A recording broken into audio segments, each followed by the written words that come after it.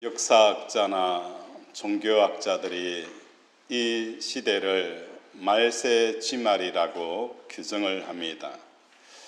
말세지말이라는 것은 말세 가운데서도 그 끝을 달리고 있는 것이 말세지말이라는 거예요. 성경은 이 말세에 대한 여러 가지 징조와 현상에 대해서 언급을 합니다. 마가복음 13장 7절에 보면 말세의 징조를 이렇게 표현합니다. 난리와 난리의 소문을 들을 때에 두려워하지 말라. 이런 일이 있어야 하되 아직 끝이 아니니라. 민족이 민족을, 나라가 나라를 대적하여 일어나겠고 곳곳에 지진이 기근이 있으리라. 이는 재난의 시작이라 라고 말씀을 합니다. 디모데후서 3장 1절에서는 또 이렇게 표현을 하기도 합니다. 너는 이것을 알라. 말세에 고통하는 때가 이르리니 사람들이 자기를 사랑하며 돈을 사랑하며 자랑하며 교만하며 비방하며 부모를 거역하며 감사치 아니하며 거룩하지 아니하며 무증하고 원통함을 풀지 아니하며 모함하며 절제하지 못하며 사나우며 선한 것을 좋아하지 아니하며 배신하며 조급하며 자만하며 쾌락을 사랑하기를 하나님 사랑하는 것보다도 더하며 경건의 모양은 있으나 경건의 능력을 부인하는 자니 이 같은 자에게서 내가 돌아서라 라고 말씀을 하고 있습니다.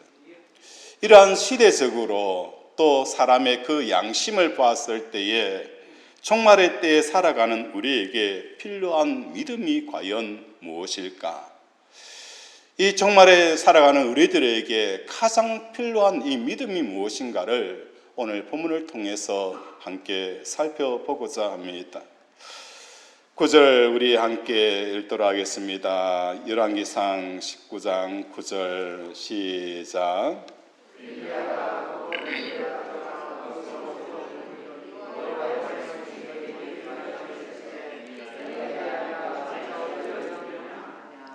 구절에 보면 엘리야가 그곳 굴에 들어가 거기서 머물더니 여호와의 말씀이 그에게 임하여 이르시되 엘리야야 내가 어찌하여 여기 있느냐라고 묻습니다.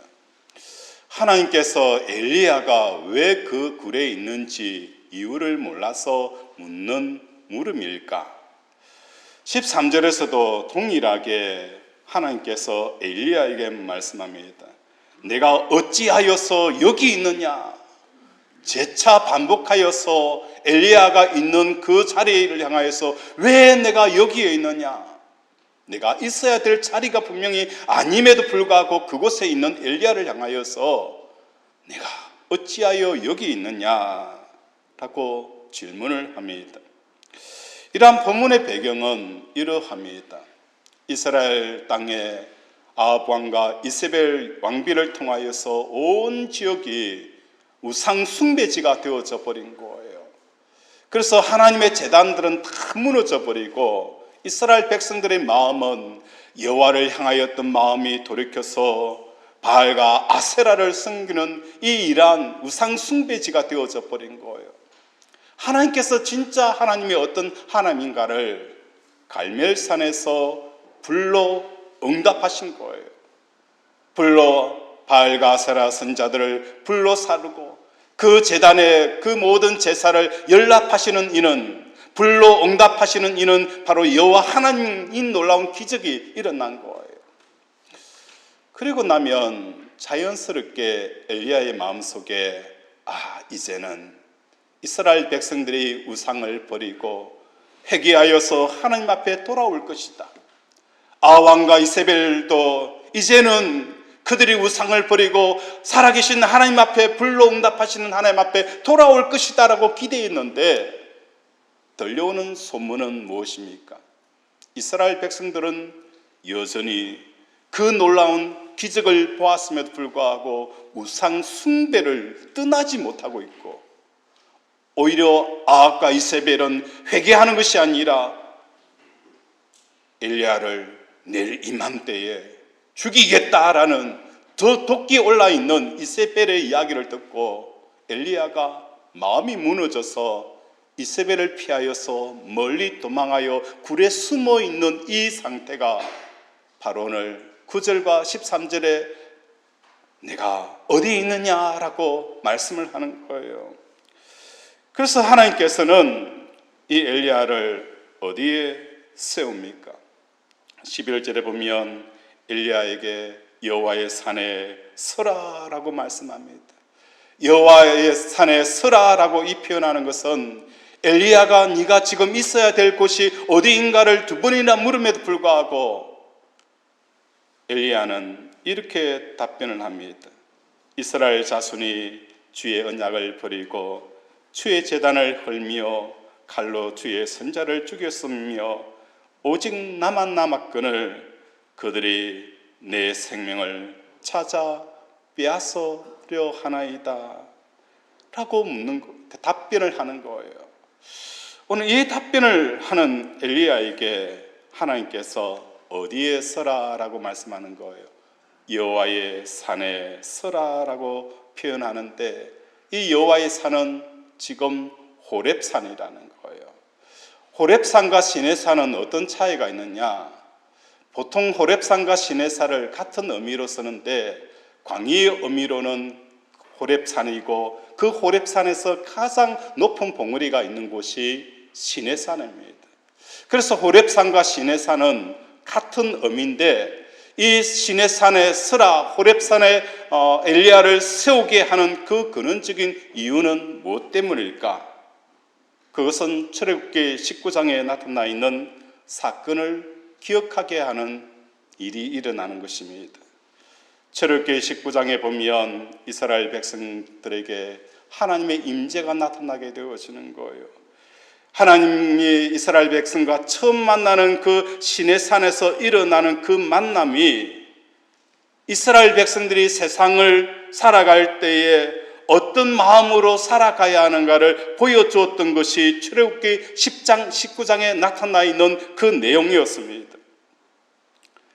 출애굽기 19장 이스라엘 백성과 하나님이 첫 번째 만났을 때에 일어나는 이 임재의 장면은 우레와 번개와 빽빽한 구름이 산 위에 있고 나팔 소리가 매우 크게 들리니 진중에 있는 모든 백성이 다 떨더라. 왜 하나님께서 출애굽기 19장에 나타나 있는 이 임재의 장소 호렙산에 엘리야를 세우게 되어지는 근원적인 문제는 무엇을 말하는 거예요?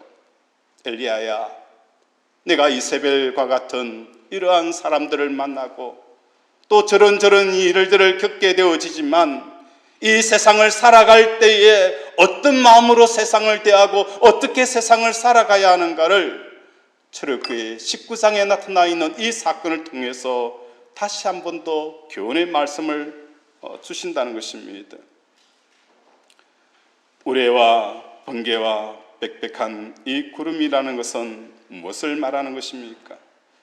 하나님께서 서민에게 첫 번째로 가르쳐 주시는 세상은 하나님의 음성이 내성 병력처럼 들리고 나팔 소리가 크게 들렸던 것처럼 하나님의 음성이 강하게 들리는 세상에서 살라라고 말씀을 하는 거예요.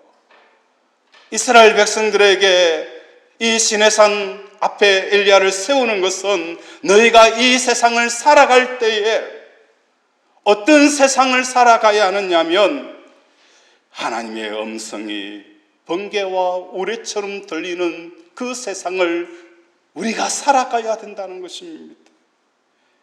이 세상이라는 것은 이 세상에서 온갖 소리가 다 들려옵니다. 러시아가 우크라이나를 침입하여서 들려오는 소식, 전쟁의 소식만 듣습니까? 그 속에 다양한 소식들이 들려오지 않습니까? 곡창지대인 우크라이나가 이제 제대로 농산물을 생산하지 못하게 되어지면 전 세계가 타격을 입게 되어진다는 그 후유증의 정상들을 사람들이 듣고 두려워합니다. 이런저런 사재기들이 일어나게 되어지고 이런저런 혼란과 여러 가지 어려움들이 겹치게 되어지는 그런 소리를 듣게 되어지는 거예요. 더 나아가서 제3차 대전이 일어나지 아니할까? 가까이에는 옆에 있는 사람이 코로나로 확진되었더라. 이런 이야기들을 듣게 되어지면서 우리는 어떤 세상을 살아갑니까? 러시아가 우크라이나를 전쟁하여서 일어나는 여러 가지 현상이 우레와 번개 소리로 들려오는 거예요. 그 소리에 온통 우리의 마음을 빼앗기고 어쩔 줄 몰라하고 두려워 뛰는, 마치 강아지처럼 이리 폴짝폴짝 뛰는 내 마음을 우리는 발견하게 되어지는 거예요.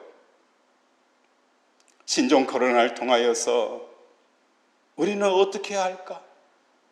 그 질병의 소리가 더 크게 들려온다는 거예요. 하나님께서는 엘리야에게 호렙산에 서라, 호렙산에 세워서 내가 살아가는 세상을 어떻게 대해야 되느냐. 이세벨의 소리보다도 무슨 소리가 더 크게 들려야 되는 거예요? 하나님의 음성의 소리가 번개와 우레처럼 들려오는 그 세상으로 살아가라라고 우리에게 말씀하는 거예요.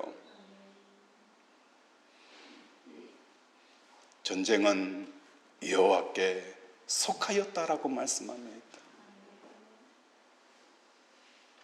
우리에게 공중의 새를 보라, 들에 핀 백합화를 보라. 길삼도 수고도 하지 아니하지만 하나님께서 이 모든 것을 먹이지 아니하느냐. 하물며 자녀된 너희를 먹이지 아니할까냐라는 이 말씀은 천둥 소리로 들려오는 것이 아니라 세미하게 들려오는 거예요.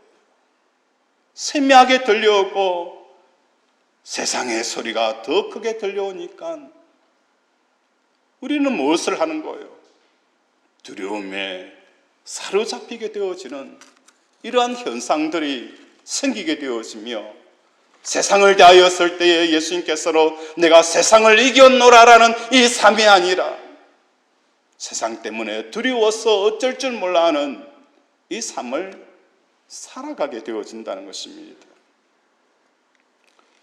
엘리야가 무섭고 두려워한 이유는 이세벨의 위협이 내성 병력으로 자리를 잡아서 하나님의 음성은 세미한 소리로 바꿔버렸기 때문에 지금 엘리야가 두려워하고 있는 것입니다. 하나님께서는 본문에서 이렇게 깨닫지 못하는 엘리야에게 세 가지 기름 부음에 대한 이야기를 나누고 있습니다. 뜬금없이 하사엘에게 기름을 부어 아람 왕이 되게 하고, 또한 에후에게 기름을 부어 북왕국 이스라엘의 왕조를 대체하는 왕이 되게 하고, 엘리사에게 기름을 부어 후계자가 되게 하라라고 말씀을 합니다. 세 사람에게 기름을 부으라고 하시는데, 기름을 부으라라는 이 명령은 어떤 의미입니까? 하나님께서 특별히 성별하여서 당신의 도구로 사용하실 것에 대해서 유래하는 것이 기름을 붓는 일이라는 것입니다.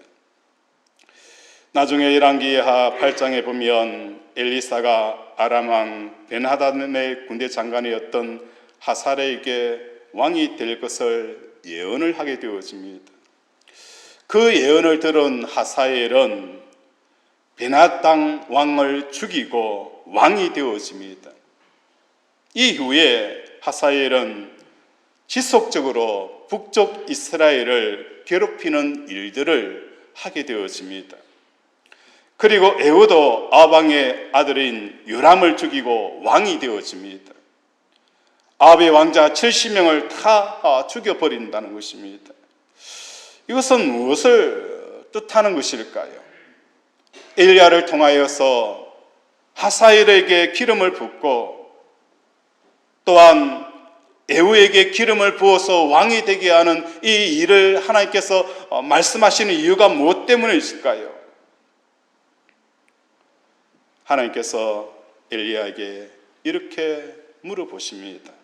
엘리야야, 이세벨과 아합이 두려워서 여기까지 와서 내 음성을 세미한 음성이 되어버리고 아합과 이세벨의 위협 소리는 산을 가르고 바위를 깨뜨리고 바람 소리가 되어지고 지진이 일어나는 소리가 되어지고 불이 붙는 소리가 되어져서 내 마음을 사로잡고 있으니 이게 어떻게 된 일이냐?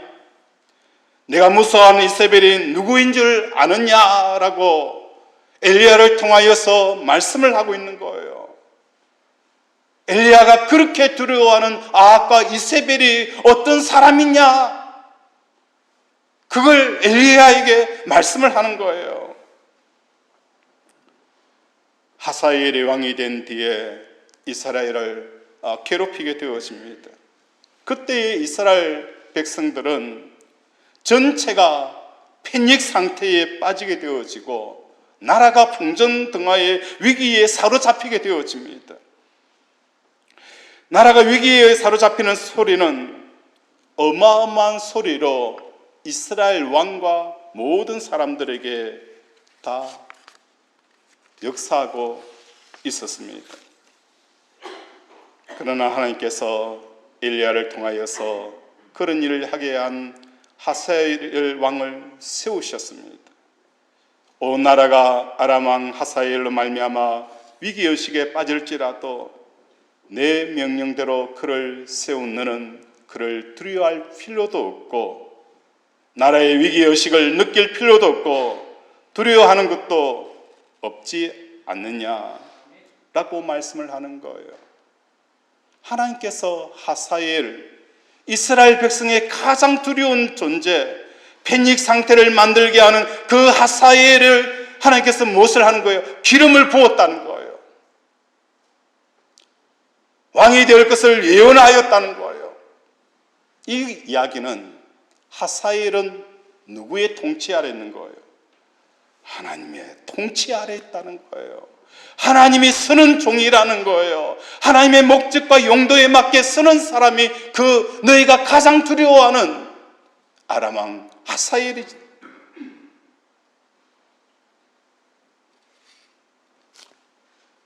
세상의 모든 국가의 지도자들이 난리를 치고 있지만 그들도 다 뭐 하는 거예요? 내가 세운 것이라고 엘리야에게 말씀을 합니다. 그래서 너는 어떻게 하는 거예요? 너는 내가 세운 왕 때문에 두려워하지도 말고 그 왕 때문에 일어나는 모든 사건에 대해서 위기의식으로 느끼지도 말고 그것에 대해서 좌절하지도 말라라고 엘리야를 향하여서 말씀을 하고 있는 것입니다. 오늘 우리 사랑하는 권속들도 마찬가지입니다. 하나님께서 우리를 절망하고 있는 우리를 어디에 세우는 거예요?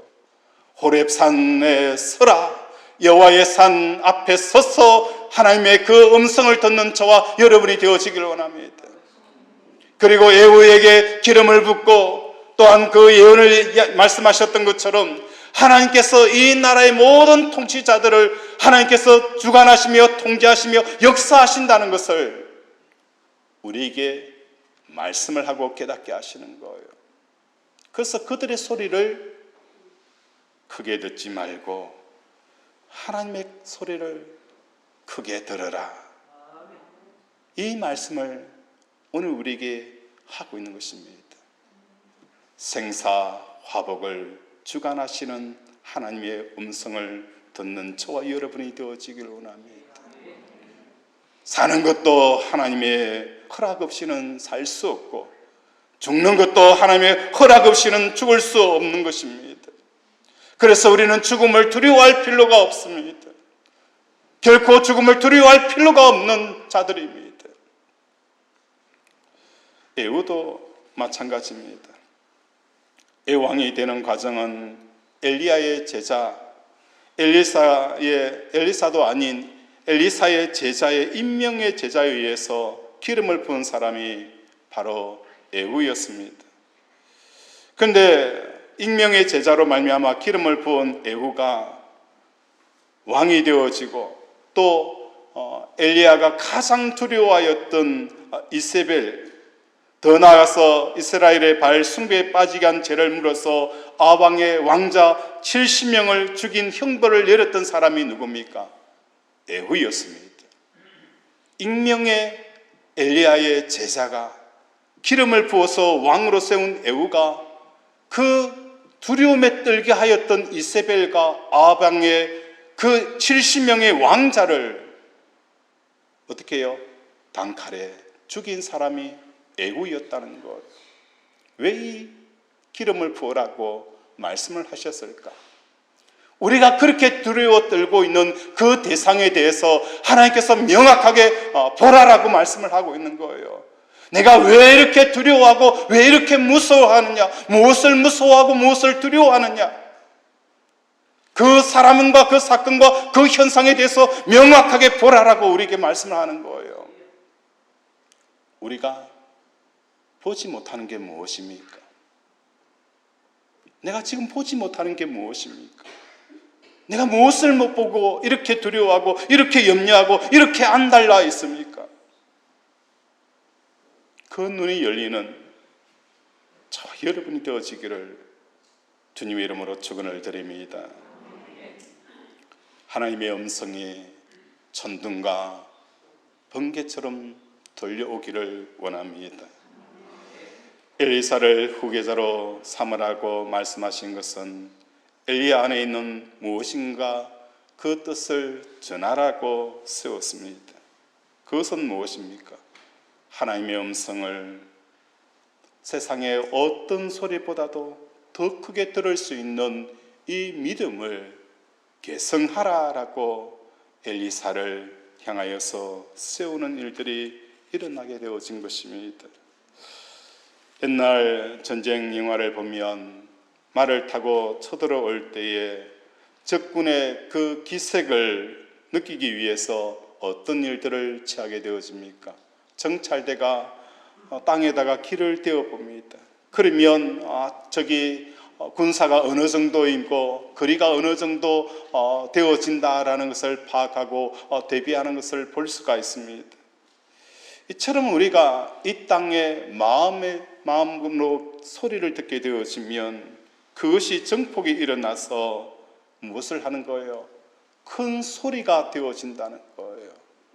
오늘 이 땅의 소리에 우리의 마음을 기울이고 땅에다 귀를 기울이게 되어지면 그 소리가 정폭되어져서 하나님의 음성은 세미하게 들을 수밖에 없다는 것을 우리가 깨닫는 저와 여러분이 되어지기를 원합니다. 그렇기 때문에 시내산에서 큰 소리를 들려주시는 언약을 통해 오늘 우리들이 어떤 삶을 살아가야 합니까? 위풍당당하게 살아가는 저와 여러분이 되어지기를 원합니다. 여호수아 1장 7절에 보면 오직 강하고 극히 담대하여 나의 종 모세가 명령한 그 율법을 다 지켜 행하고 우러나 자로나 치우치지 말라. 그리하면 어디로 가든지 형통하리라. 오늘도 세상의 소리에 기웃거리지 말고 하나님의 음성을 천둥 소리로 번개 소리로 우레 소리로 듣는 저와 여러분이 되어지기를 원합니다. 시내산에서 우레와 번개와 빽빽한 구름이 뜻하는 대로 우리의 마음이 구름 위에 하늘 바라보는 것이고, 나팔 소리라는 것은 무엇을 말하는 것입니까? 큰 나팔 소리가 일어나게 되어지면 사람들은 모든 일하는 것들을 멈추고 나팔 소리를 향하여서 귀를 기울입니다. 앵하는 그러한 훈련의 소리, 전쟁의 신호의 소리, 또한 여러 가지 위협의 소리가 들려오는 그곳을 향하여서 우리가 하던 모든 것들을 멈추고 그 소리를 향하여 귀를 기울이고 그 소리에 맞춰서 우리가 움직이는 것처럼 나팔 소리가 일어날 때에, 하나님의 나팔 소리가 일어날 때에 우리의 근심의 손들과 걱정의 마음들이 다 내려놓고 하나님을 향하여 나아가는 저와 여러분이 되어지기를 바랍니다. 이 모든 사건들은, 시내산의 하나님의 임재에 통해서 나타난 이 모든 사건들은 결국은 십자가 사건으로 수렴이 되어지게 되어지는 거예요. 그래서 저도 이런 묵상을 해봅니다. 하나님, 내 마음과 내 생각과 내 감정을 쫓아가다 보니까 어느 순간 내 옆에 예수님이 안 계신 것을 깨닫게 되어진 거예요. 내 감정에 충실하고 내 생각과 내 계획에 충실하다 보니까 어느 순간 내 옆에 누가 안 계시는 거예요? 예수님이 안 계시는 거예요. 내 생각과 내 감정과 내 계획을 십자가에 내려놓고 세상에 대해서 죽은 나를 발견할 때에 어느 순간 내 옆에 누가 계십니까? 예수님이 계셨습니다. 오늘 우리의 삶도 마찬가지입니다. 예수님과 동행한다는 것은 예수님께서 말씀하셨습니다. 자기를 부인하고 자기 십자가를 지고 나를 따르지 않냐면 내 제자가 될 수 없다. 오늘 권속 한 사람 한 사람의 삶 가운데 이 세상의 소리를 이길 수 있는 유일한 길은 무엇입니까? 내가 세상을 이겼노라. 내가 세상을 이겼노라 라고 말씀하신 그 예수님의 목소리는 언제 들려옵니까? 십자가에서 세상에 대해서 죽을 때에 외칠 수 있는 소리입니다. 세상의 소리가 너무너무 크게 들려옵니다. 자녀의 문제의 소리가 너무너무 크게 마치 번개와 우레소리처럼 들려와서 내 간담이 녹아내립니다. 사업의 소리가 크게 들려와서 녹아내립니다. 남편의 소리, 자녀의 소리, 이 소리를 이길 수 있는 것은 오직 무엇밖에 없습니까? 내가 예수님과 함께 세상에 대해서 죽었다. 이 믿음을 가지고 나아갈 때에 세상의 소리는 세미하게 들리고 하나님의 소리, 내가 너와 함께 한다. 내가 영원토록 너를 지켜주시며 우리에게 생명을 주시되 더 풍성히 주시는 그 하나님의 소리가 전능소리처럼 들려와서 러시아의 전쟁의 소리도 또한 코로나의 소리도 사업의 소리도 자녀의 소리도 세밀하게 느껴질 그런 놀라운 역사를 일으키는 것이 바로 오늘 십자가에 달린 예수 그리스도와 나를 통해서 만나는 이 놀라운 은혜가 있기를 주님의 이름으로 축원을 드립니다. 우리 함께 이렇게 이야기해 봅시다. 이젠 말할 수 있습니다. 이젠 말할 수 있습니다. 내가 왜 세상을 그렇게 두려워하였는지, 내가 무엇을 두려워하였는지, 그래서 이제는 세상을 두려워하지 아니하고 자로나 우로나 치우치지 아니하고 하나님께 가는 이 신앙을 회복하였습니다 라고 말하는 저 여러분 되어지기를 주님의 이름으로 축원을 드립니다. 말씀을 생각하면서 함께 기도하기를 원합니다. 하나님, 무엇을 두려워하느냐? 내가 왜 무엇을 두려워하느냐? 하나님께서 우리 성도들에게 이 세상을 위풍당당하게 살 수 있는 길을 오늘 말씀하여 주셨습니다. 이 믿음이 회복되어지게 하셔서 세상을 이기는 자의 삶을 살아가게 달라고 이 시간 주여 한번 부르면서 기도합니다.